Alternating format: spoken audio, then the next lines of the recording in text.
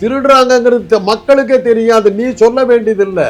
Vote ஷோருங்கிறது இப்போ திருட்டுத்தனம் பண்ணி தான் அவங்க ஜெயிக்கிறாங்கிறது எல்லாத்துக்குமே தெரியும். ட்ரம்ப் உட்பட எல்லாரும் சொல்லிட்டாங்க, நீ திருடி தான் ஜெயிக்கிறான்னு. அகில உலகத்துக்கு தெரியுது. ஆனா நீ அது பிடிக்கிறதுக்கு நீ என்ன பண்ண? நான் பொதுமக்களுக்கு முறையில் திருடன் திருடன் கத்திட்டு போறேன், போலீஸ்காரன் திருடன் திருடன் கத்திட்டு அவங்க கூட ஓடிட்டு இருந்தா என்ன அர்த்தம்? ஜனநாயகம் காப்பாற்றப்பட வேண்டும் என்றால் தேர்தல் ஆணையத்தை நீங்க சரிப்படுத்தலைன்னாக்கா நீங்க கூட்டணி வைக்கிறதுலாம் அர்த்தம் இல்லை. நீங்க மக்களுக்கு நன்மை செய்யறதெல்லாம் அர்த்தமே கிடையாது. எதுவுமே செய்யாத பீகார்ல 262 சீட்ல ஜெயிக்கிறாங்க. அந்த பீகார்காரன் பூரா இந்தியா பூரா பிச்சை எடுத்து சுற்றுறான். அப்படிப்பட்ட ஆட்சியை வச்சுக்கிட்டு இருக்க ஆட்சியில் 20 வருஷமா இருக்கிற ஒரு கூட்டம், பீகாரிய படுபாதாளத்தில் தள்ளின ஒரு கூட்டம், அதுக்கிட்ட திருப்பி திருப்பி ஜெயிக்க வைக்கிறாங்கன்னா ஜனநாயகத்தினுடைய தோல்வி. ஓட்டிங் மெஷின்ல கொஞ்சம் தாங்க பண்ண முடியும். 10% 15% தான் இது பண்ண முடியும். எஸ்ஐஆர்ல நீங்க கம்ப்ளீட்டா டேமேஜ் 100% நீங்க இது பண்ண முடியும். ஓட்டு போடவே விடலீங்க, முடிஞ்சு போச்சு. 4 ஃபார்ம் கொடுக்குறாங்க ஒரு ஆளுக்கு, 6.5 கோடி வாக்காளர்கள். இந்தியாவில் தேர்தல்னாக்கா மக்கள் தயாராகிறார்களோ இல்லையோ, பாகிஸ்தான் தீவிரவாதி தயாராகிடுறான், உடனே குண்டு வெடிக்கிறான். குண்டு வெடிச்சதுக்கு அப்புறம் பார்த்தாக்கா பாஜக வெற்றி அடையும். இந்த ஃபார்முலா எப்படியே வந்துகிட்டே இருக்கு ஒவ்வொரு எலெக்ஷனா. புல்வாமா தாக்குதல், பகல்காம் தாக்குதல், எல்லாத்தையும் ஒண்ணுக்கு பின்ன ஒண்ணுக்கா, டெல்லி பிளாஸ்ட், கோயம்புத்தூர் பிளாஸ்ட், எல்லா இடத்துலையும் பாஜக தான். பாகிஸ்தான் தீவிரவாதிகளோடு காங்கிரஸ்காரர்களுக்கு ஒரு தொடர்பு இருக்கிறது என்று எங்களுக்கு ஆதாரப்பூர்வமாக கிடைத்திருக்கிறது. நாங்கள் அப்பவே நம்ம அலர்ட் ஆயிருக்கணும், இதோ பிளான் பண்ணிட்டானுங்க.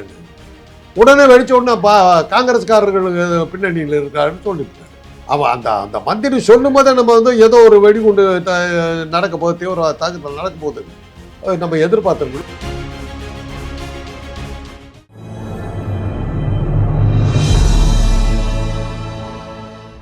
தமிழ் நியூஸ் நேயர்களுக்கு அன்பு வணக்கம். இன்றைய சிறப்பு நேர்காணலில் நம்மோடு இணைந்திருக்கும் சிறப்பு விருந்தினர் மருத்துவர் மற்றும் அரசியல் விமர்சகர் டாக்டர் காந்தராஜ் சார். சார் வணக்கம். இப்போ பீகார்ல இவ்வளோ பெரிய தோல்வி காங்கிரஸ் கூட்டணிக்கு நடந்திருக்கு. இதுக்கு முழுக்க காரணம் ஸ்பெஷல் இன்டென்சிவ் ரிவிஷன்ங்கிற பேரில் ஒரு 65 லட்சம் பேர் நீக்கினாங்க. எத்தனை போலி வாக்காளர்களை சேர்த்தாங்கன்னு எங்களுக்கு தெரியல. இப்போ நாங்கள் தரவுகளை எடுத்துகிட்டு இருக்கோம்னு சொல்லி ஒரு பக்கம் காங்கிரஸ் போன்ற எதிர்கட்சிகள் சொல்லிட்டு இருக்காங்க. நம்ம மாண்புமிகு முதலமைச்சர் அவர்கள் இந்த ஸ்பெஷல் இன்டென்சிவ் ரிவிஷன் சம்பந்தமாக அறிக்கை விட்டாங்க. ரொம்ப ஜாக்கிரதையாக இருக்கணும், இது படிப்பென்ன நமக்கு அப்படின்னு காலைல ஒரு அறிக்கை விட்டுருக்காங்க. இப்போ நீதிமன்றத்துக்கும் நம்ம நாடி இருக்கிறோம், ஃபைட் பண்ணுறோம். இப்போ காங்கிரஸ் இப்போ ராகுல் காந்தி இப்போ ஃபைல்ஸ்லாம் விட்டுட்டு இருக்காரு இல்லையா, அது போல ஒரு ஃபைல்ஸு நமக்கு கிடைச்சிருச்சு அப்படின்னா, ஸ்பெஷல் இன்டென்சிவ் ரிவிஷன் அப்பட்டமா ஒரு மால் பிராக்டிஸ் நடந்திருக்கு, முறைகேடு நடந்திருக்குங்கிற பட்சத்தில் நீதிமன்றத்தில் நமக்கு அந்த தரவுகளை தூக்கி போடும் போது ரத்தாக வாய்ப்பு இருக்கா? ஸ்பெஷல் இன்டென்சிவ் ரிவிஷன் எந்த ஜட்ஜு கேட்குறாருங்கிறத பொறுத்து. இப்போ கவாய் இப்போ 20 கேஸ் போவாது. நான் இருக்கிறவங்க கொண்டு வர மாட்டீங்களா பையன், அவர் கேஸை கொடுக்கறது இல்லையே. அப்புறம் இவங்களுக்கு ஏங்க உச்ச நீதிமன்ற தீர்ப்பு கொடுத்த பிறகு தமிழ்நாட்டில் இருக்கிற ஒரு உயர் நீதிமன்ற நீதிபதி உச்ச நீதிமன்ற தீர்ப்புக்கு தடை விதிக்கிறார்ன்ற அளவுல நீதிபதிகள் இருக்காங்க. அப்புறம் எப்படி நீங்க எதை நம்புறீங்க? நீங்க இதை திருடம் போயிட்டான் நாய் கொலைக்குதுங்கிற கதை தான். ராகுல் காந்தி மேல நமக்கு இது என்னாச்சு, நான் என்ன சொன்னேன், திருடுறாங்கிறது மக்களுக்கே தெரியாது, நீ சொல்ல வேண்டியதில்லை. ஓட் ஷோருங்கிறது இப்போ திருட்டுத்தனம் பண்ணி தான் அவங்க ஜெயிக்கிறாங்கிறது எல்லாத்துக்குமே தெரியும். ட்ரம்ப் உட்பட எல்லாரும் சொல்லிட்டாங்க, நீ திருடி தான் ஜெயிக்கிறான்னு. அகில உலகத்துக்கு தெரியுது. ஆனா நீ அது பிடிக்கிறதுக்கு நீ என்ன பண்ண? நான் பொதுமக்களுக்கு முறையில் திருடன் திருடன் கத்திட்டு போறேன், போலீஸ்காரன் திருடன் திருடன் கத்திட்டு அவங்க கூட ஓடிட்டு இருந்தா என்ன அர்த்தம்? நீ போலீஸ்காரன் இருந்து திருடனை பிடிச்சிருக்கணும் இல்ல? அவர் ஒரு அப்போசிஷன் லீடரா மக்கள்கிட்ட தான் சொல்ல முடியும். என்ன நடவடிக்கை எடுத்த? என்ன நடவடிக்கை எடுத்த? வீட்டில் திருடி போச்சுங்கிறது வீட்டுக்காரனே சொல்றானு, இதுக்கு நீ போலீஸ் வரணுமா? மக்களே சொல்றாங்க, பாஜக திருடுது, ஓட்ட திருடுதுங்கிறது மக்களே சொல்றாங்க. ஏங்க வானதி சீனிவாசனுடைய தேர்தல் உங்களுக்கு தெரியாதா? கமலஹாசன் எப்படி தோத்தாரு? கமலஹாசன் என்னத்த பண்ணாரு? போராடினாரு, அதுக்கு பேசாம போயிட்டாரு. ஒரு மிரட்டல். 4:30 மணி வரையிலும் 10,000 ஓட்டு லீடிங்ல இருக்காருங்க கமலஹாசன். 5 மணிக்கு வானதி சீனிவாசன் வெற்றி எப்படி வருது? பிரதமர் மோடி சொல்றாங்க வாரணாசியில பின்னாடிவில். ஆமா, பின்னாடிவில் இருந்தாரு, தண்டால்னு வந்தார் மேல, திடீர்னு வந்தார். எப்படி வந்தது? அதையும் ப்ரூவ் பண்ணாங்க, எத்தனை ஓட்டு திட்டு ஓட்டு ப்ரூவ் பண்றதுல என்னங்க இருக்குது? ஆமாங்க, அங்க கொலை நடந்தது, நான் பார்த்துக்க, அவர் செத்து போயிட்டாருங்க, இதான் எல்லாத்துக்கும் தெரியும். செத்து போனவனை கண்டுபிடி, இல்லாத அல்லது சாகாம தடு, ரெண்டுமே செய்யாம வந்துட்டு இவ்வளவு சொல்றீங்க சார். இதுதான் பிரச்சனை. ராகுல் காந்தி கிட்ட இருக்கிற பிரச்சனையே அதுதான். இப்ப நான் தான் கேக்குறேன், ராகுல் காந்தி இந்த மாதிரி தரவுகள்லாம் வந்து பொது வெளியில வைக்கிறாரு, ஏன் நீதிமன்றத்துல ஒரு அஃபிடவிட்டை தாக்கல் செய்யக்கூடாது? இந்த ஹைட்ரஜன் பாம் ஹரியானா சர்க்காருடைய திருட்டு நடந்திருக்கு. இது வெறும் ஓட்சோர் மட்டும் இல்ல, ஒரு தொகுதியில மட்டும் இல்ல, மொத்த மாநிலமே திருடு நடந்திருக்குல்ல. இது உச்ச நீதிமன்றத்துல ஒரு அஃபிடவிட் தாக்கல் செஞ்சிருக்குமா கூடாதா? இவ்வளவு ஒரு மாநிலத்தே நடந்திருக்கியா? நீங்க நீதி கொடுக்குறீங்களோ கொடுக்கலையோ, இது ஒரு ஆவணமா இருக்கணும்னு சொல்லி உச்ச நீதிமன்றத்துல போட்டுக்கணுமா இல்லையா? அந்த கேள்வியினாலதான் இன்னைக்கு இந்த பீகார் எலெக்ஷன் கோட்டை விட்டாங்க. ஸ்டாலின் உடனே கொண்டு போயிடுறாருங்க, நீதிமன்றம் போயிட்டாரு. என்ன இன்னைக்கு ரவியை காணுமே, அட்டகாசம் பண்ணி சுத்திக்கிட்டு இருந்தாரு.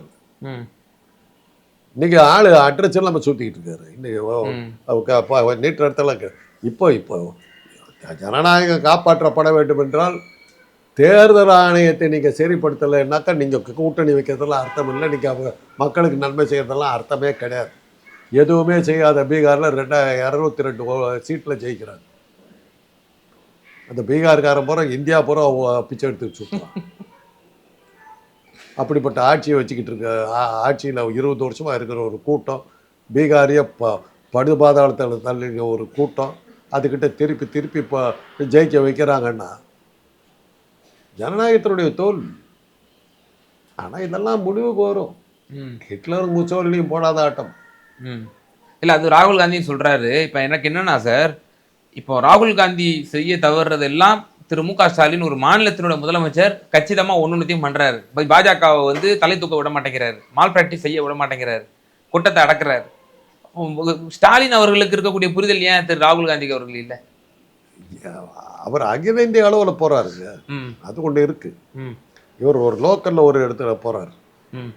அதனால அதுக்கு சில வித்தியாசம் கிடையாது. அந்த மேக்னிடியூடு, அதாவது அந்த பிரச்சனையினுடைய அளவீடு அது எவ்வளவு பெருசு. ஓகே, பல மாநிலங்கள் அது அத்தனையும் நம்ம இது பண்ணி வரும்போது அதுல சில பிரச்சனைகள் கொஞ்சம் அதிகமா இருக்கும். பட் ஆனா ஓட்சோரி, இந்த ஸ்பெஷல் இன்டென்சிவ் விஷயங்கிறது பொது பிரச்சனை தானே, எல்லா மாநிலங்களும் பொது பிரச்சனை தான். இது ஃபைட் பண்ணிருக்காங்க. நான் உங்களுக்கே தெரியும், நான் எத்தனை வருஷமா கத்திக்கிட்டு இருக்கேன். 10 வருஷமா நான் சொல்லிக்கிட்டு ஆரம்பத்தில் சொல்லிட்டு ஐயநாதனும் நானும் தான் இது பண்ண. அப்புறம் திரும்ப அவ்வளோ பேசுனாங்க. எங்களையெல்லாம் நீங்க என்ன சொன்னீங்க, அந்த கிழவனுக்கு வேற என்ன வேலை, எலெக்ஷன் கமிஷன். இப்போ என்னாச்சு?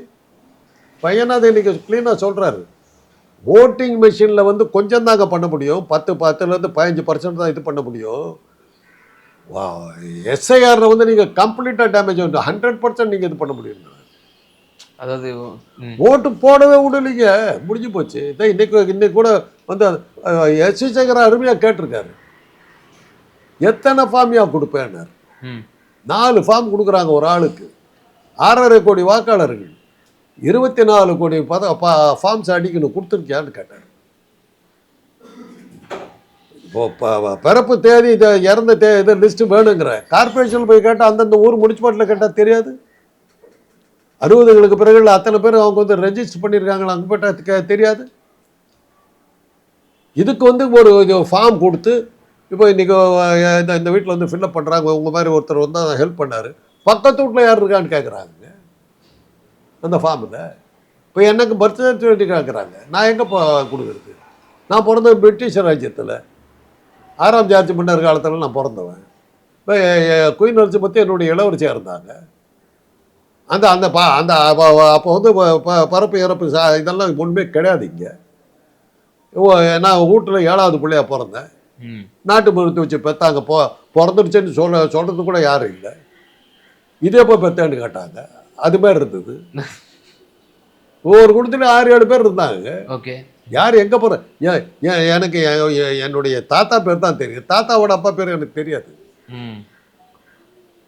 எதே கேட்குறாங்க, பக்கத்து வீட்டில் யார் இருக்கா, எழுத்து வீட்டில் யார் இருக்கிறா, என்னென்னமோ கேட்குறாங்க. இத்தனையும் வந்து அதை தான் எஸ்.வி. சேகர் கிட்டார்.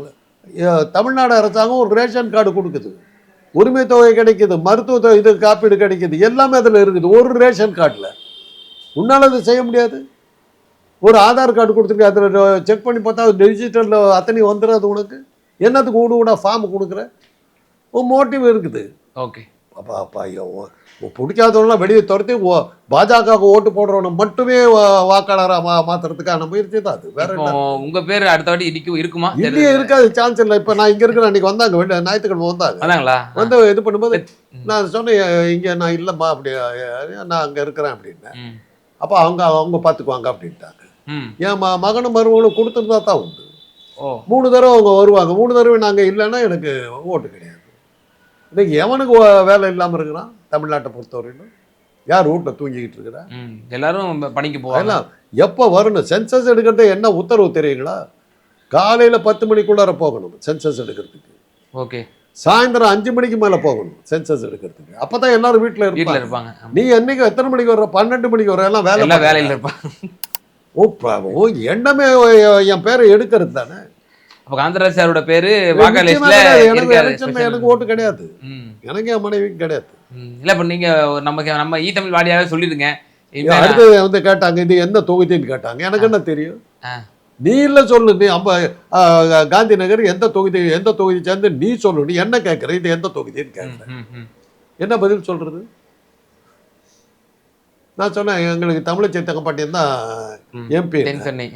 சார் அது எம்பிக்கு சார். எம்எல்ஏ யாருன்னு சொல்லுங்க சார். இது என்ன கேள்வி? எம்பி சொன்னாங்க எம்எல்ஏ கண்டுபிடிக்க மாட்டியா? உடனே தான் கேட்குற கேள்வி. அது எம்பி சார், எம்எல்ஏ யார் சார் அப்படின்னாங்க. அது எம்எல்ஏ தொகுதி எதுன்னு எங்களுக்கு தெரியாது. வேலைச்சேர்ந்ததுக்கு தான், மயிலாப்பூருக்கு தான், எதுவுமே தெரியாது. நாடாளுமன்ற தொகுதி தென்சொல்லை தொகுதிங்கிற அளவுக்கு தான் எங்களுக்கு தெரியும். ஓட்டு போடுறது இந்த ஸ்கூலில் போய் போட்டோம், அவ்வளோதான் தெரியும். அது எந்த தொகுதிக்கெல்லாம் அங்கே போட்டாங்கன்னு யாருக்கு தெரியும்? படித்த எங்களுக்கே தெரியலன்னா அடித்தட்டு மக்களுக்கு என்ன தெரியும்? ரொம்ப கடினம். ஆக இதுதான் மெயின். அல்டிமேட் அஜெண்டா என்ன சார்? ஒரு கோடி பேர் நீக்கிடுவாங்களா? பாஜகவுக்கு தேவையானவர்கள் பேர் மட்டுமே இருக்கும், அவர்கள் மட்டுமே ஓட்டு போடுவாங்க. இல்லை, அப்போ அப்படி பார்த்தோம்னா அப்போ 3-4% தானே இருக்கணும் தேர்தல் லிஸ்ட்டில். அதான் ஒரு ஆளுக்கு ஏங்க பிரேசிலில் இருக்கிற ஒரு பொண்ணுக்கு 22 இடத்துல ஓட்டு இருக்குதுன்னு அப்புறம் நம்ம ஊரில் இருக்கவங்களுக்கு இருக்காது. பொண்ணு அழகாக இருந்தால் 22 இடத்துல போட்டாங்க. அந்த அந்த ஃபார்முலா அது வேறு இருக்குதுன்னு. அழகான பெண்ணுன்னு 22 ஓட்டு கொடுத்துட்டாங்க தேர்தல் ஆணையம். சரி, இப்போ நம்ம முதலமைச்சர் பல வரலாற்று சிறப்புமிக்க தீர்ப்புகளை உச்சநீதிமன்றத்தை நாடி வாங்கி கொடுத்துருக்காங்க. ஆளுநர் குடியரசுத் தலைவருக்கு வந்து காலக்கெடு நிர்ணயம், இடியினுடைய விவகாரத்தில் வந்து அதாவது ஒரு கிடுக்குப்பிடி போட்டது, இது மாதிரி பல விஷயங்கள்ல நம்ம முதலமைச்சர் இந்தியாவுக்கே வழிகாட்டும் விதமாக நடந்திருக்காரு. இந்த ஸ்பெஷல் இன்டென்சிவ் ரிவிஷன் ஒரு மிகப்பெரிய கொடியது, ஆபத்தானது. பீகார்ல வந்து இவ்வளோ பேர் நீக்கியிருக்காங்க, இவ்வளோ பேர் சேர்த்துருக்காங்கன்னு சொல்லி மூவிங் ஃபார்வர்ட் அது வந்து சாதிப்பாரா நம்ம முதலமைச்சர்? ரத்து வாங்கிடுவாரா தெரியாது. அவர் முயற்சிக்கிறார். நம்மளாம் கை கொடுக்கணும். ஜனநாயகத்தை காப்பாற்றணும்னு நினச்சிக்கினாங்க. கட்சி வேறுபாடு இல்லாமல் எலெக்ஷன் கமிஷனை கட்டுக்குள் கொண்டு வர்றப்ப இதில் வந்து அந்த லட்சியத்தை நிறைவேற்றுவதில் உங்களுடைய பங்கு மிக முக்கியமாக இருக்குது. மீடியாக்கள் மிக முக்கியமாக நீங்கள் பண்ணி ஆற்றணும். நேற்று நான் போயிருந்த சேட்டலைட் டிவியில் அவங்க பிரமாதமாக கொடுத்தாங்க. பிஜேபிக்காரர் ஒருத்தர் உட்காந்து அவர் வாயை திறக்கணும், போட்டு மடக்கு மடக்கிட்டாங்க. நக்கிரன் பிரகாஷ் வந்தார், போட்டு பல கேள்விகளை கேட்டு போட்டு பிச்சை எடுத்துக்கிட்டார். அவங்கள நெறியாளரும் அவங்கள போட்டு பிஜேபிக்காரங்க அவங்களாம் சைலண்ட் ஆகிட்டாங்க. ஒரு மாதிரி சில கேள்விகளுக்கெல்லாம் பதில் இல்லை. அதில் மிக முக்கியமாக நான் பார்க்குறது பொன்ராஜ் கேட்ட கேள்வி தான். இந்தியாவில் தேர்தல்னாக்கா மக்கள் தயாராகிறார்களோ இல்லையோ பாகிஸ்தான் தீவிரவாதி தயாராகிடுறான், உடனே குண்டு வெடிக்கிறான். குண்டு வெடிச்சதுக்கப்புறம் பார்த்தாக்கா பாஜக வெற்றி அடையுது. இந்த ஃபார்முலா எப்படியே வந்துக்கிட்டே இருக்குது ஒவ்வொரு எலெக்ஷனா. புல்வாமா தாக்குதல், பகல்காம் தாக்குதல், எல்லாத்தையும் ஒன்றுக்கு பின்ன ஒன்றுக்கா, டெல்லி பிளாஸ்ட், கோயம்புத்தூர் பிளாஸ்ட், எல்லா இடத்துலையும் பாஜக தான் வெற்றி. சார், இப்போ தளபதி விஜய் அவர்கள் வந்து ஒரு பிரத்யேகமாக ஒரு 9.5 நிமிடம் வீடியோ ஒன்று போட்டிருக்காரு சார். தானாகவே ஒரு சோலோவாக பேசியிருக்காரு. இந்த ஸ்பெஷல் இன்டென்சிவ் ரிவிஷன்ங்கிறது எவ்வளோ பெரிய கொடியது, ரொம்ப ஜாக்கிரதையாக இருக்கணும், உங்கள் வாக்குரிமையை வந்து பறிக்க விட்டுறாதீங்க அப்படின்னு சொல்லி தளபதி விஜய் வந்து வீடியோ போட்டிருக்காரு. எப்படி பார்க்குறீங்க? அதை அது அமித்ஷா ஏதோ பண்ணியிருப்பார். அமித்ஷா சொல்லியிருப்பாரா? அமித்ஷா வந்து அவர் சொல்லி தானே கட்சியை நடந்துகிட்டு இருக்குது. அதில் என்ன இதெல்லாம் சொல்றதன் மூலமா நம்ம ஜாக்கிரதையா இருக்கணும். இப்போ டெல்லி வெடிகுண்டு சம்பவத்துக்கு முன்னாடி 2 நாளைக்கு முன்னாடி பாஜக மந்திரி ஒருத்தர் சொல்றாரு, பாகிஸ்தான் தீவிரவாதிகளோடு காங்கிரஸ்காரர்களுக்கு ஒரு தொடர்பு இருக்கிறது என்று எங்களுக்கு ஆதாரபூர்வமாக கிடைத்திருக்கிறது. அப்பவே நம்ம அலர்ட் ஆயிருக்கணும், இதோ பிளான் பண்ணிட்டானுங்கன்னு. உடனே வெடிச்ச உடனே காங்கிரஸ்காரர்கள் பின்னணியில் இருக்காருன்னு சொல்லிவிட்டாரு. அவன் அந்த மந்திரி சொல்லும் போதே நம்ம வந்து ஏதோ ஒரு வெடிகுண்டு நடக்க போகுது, தீவிர தாக்குதல் நடக்க போகுதுன்னு நம்ம எதிர்பார்த்துருக்கணும்னு டெல்லியில் பேசிக்கிறாங்க. எப்போ காங்கிரஸ் மேலே பழி இந்த மாதிரி ஒரு பழி சொல்கிறாங்களோ இவங்க ஏற்பாடு பண்ணிட்டாங்கன்னு அர்த்தம். இங்கே இருக்கக்கூடிய பொன் ராதாகிருஷ்ணன் போன்றவர்களே காங்கிரஸ் தலைவர் ராகுல் காந்தி போன்றவர்கள் பேர்லாம் கடுமையான அதுதாங்க. நீங்கள் அந்த காலத்துலலாம் பார்த்துருப்பீங்க, திருடன் தான் முதல்ல கத்திடுவான், திருடன் புடின்னு கத்திட்டு ஓடுவான், அவன் முன்னாடி எல்லாம் விட்டுருவான், அவன் தான் திருடன். அது அந்த ஜோக் தான் ஞாபகம். ஓகே. காரணம் விஜய் போன்றவர்கள்லாம் இப்போ ஸ்ட்ராங்காக பேசுகிறாங்களே, வீடியோலாம் போடுறாங்க. இப்போ தேர்தல் இதை வச்சே தான் எதிர்த்துன்னு அப்போ அந்த கூட்டத்துக்கு போயிருக்கலாம். எப்போ நீ எந்த கூட்டம் சார்?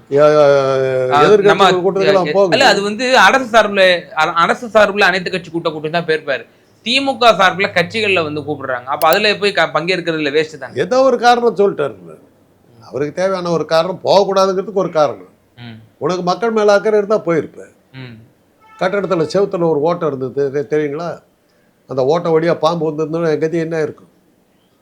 அதனால தான் நான் போகல. பிஜேபி கொண்டு திமுக அதில் சதி பண்ணி அது வழியாக பாம்பு வர வச்சோம். லைட் போட்டிருக்காங்க, அந்த லைட்டில் ஷார்ட் சர்க்யூட் ஆகி நான் உட்கார இடத்துல ஷாக் அடிக்கிற மாதிரி பண்ணுறதுக்கு இருந்தாங்க. அது எனக்கு தெரிஞ்சுது, அதனால தான் நான் போகலை. இப்படியெல்லாம் சொல்லலாம், எது வேணாலும் சொல்லலாம். அக்கறை இருந்தால் போகணுங்க. எங்கேயோ ஒரு கூட்டத்தில் அசம்பாவிதம் நடக்குதுன்னு துண்டா காணும் துணியாக காணும்னு அடுத்த 10வது நிமிஷம் பனையூரில் வந்து படுத்த ஆசாமி 1.5 மாதம் வெளியே வரல. சரி விடுங்கப்பா, சின்ன ஒரு தாடி நரைச்ச அளவுக்கு மூளை வளர்ச்சி இல்லாத ஆசாமி, அவர்கிட்ட போய் பேசி என்ன பண்ணுறது? பிஜேபி தொடர்ந்து அவர் கடுமையாக எதிர்த்து தானே வர்றாரு. அப்படியே இப்படி இந்த ஆதரவு தான் இப்படி சொல்லி பிஜேபிக்கு எதிரான ஆளுன்னு சொல்லி பிஜேபி அவருக்கு ஓட்டு போட்டிங்கன்னா அமித்ஷா ஓட்டு போட்டது தான் கணக்கு. ஓகே, அவ்வளோதான். நிச்சயமா சார், பல்வேறு விவகாரங்களில் எங்கள் நேயர்களுக்கு ரொம்ப தெளிவாக உங்களோட கருத்துக்களை பகிர்ந்தீங்க. ரொம்ப நன்றி.